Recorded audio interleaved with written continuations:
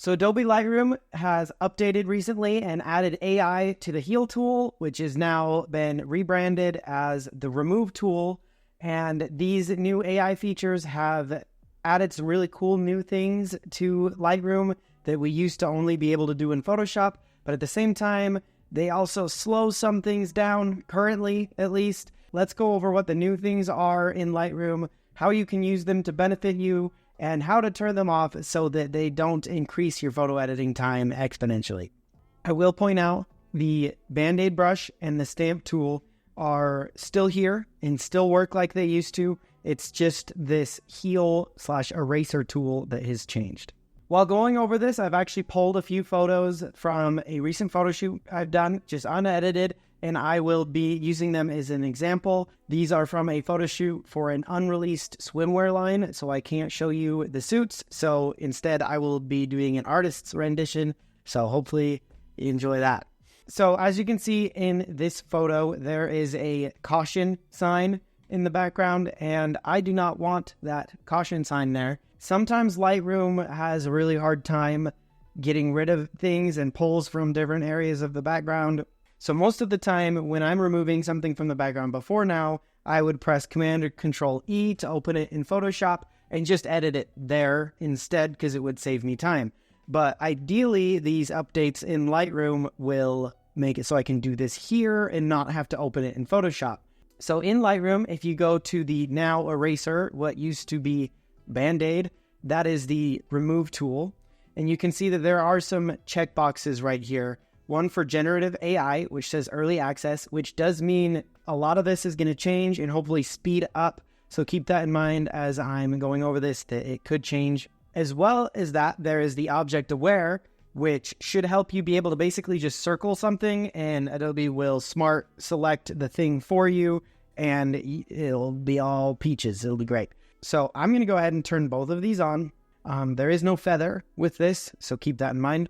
But for right now, I'm going to try and get rid of this caution sign by just drawing a square around it. As you can see with the object aware, it smart selected what I wanted and has highlighted it red.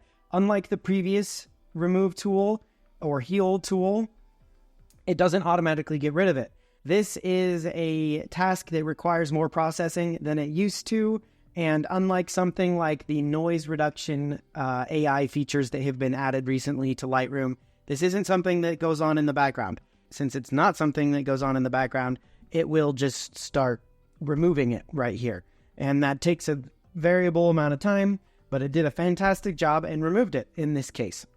So now in this photo, realistically, if I was to edit it, I would just pull the crop down, but we're not going to do that in this example. We're going to try and remove this little fire alarm right here. I'm going to select more of this right here.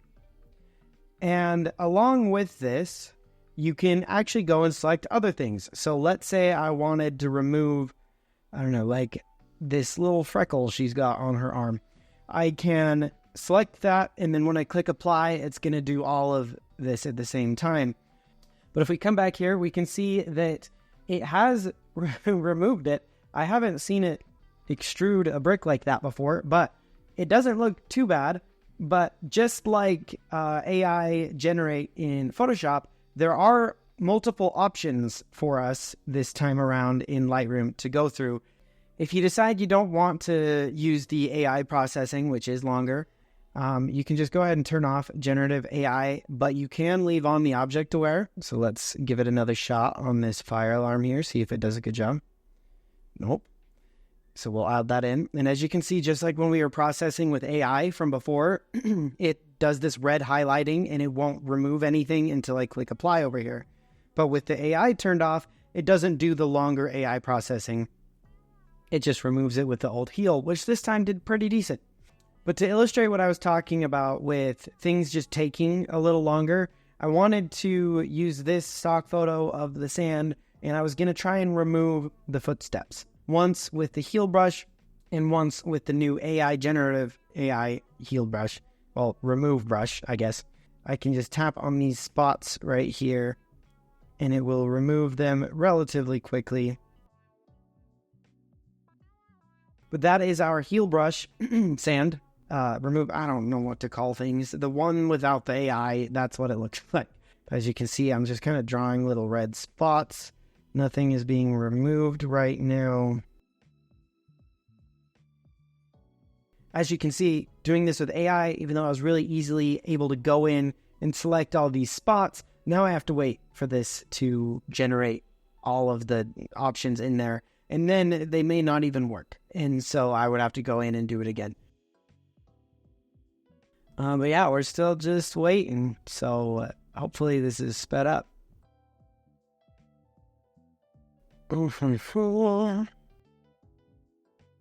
So as you can see, it is finished generating.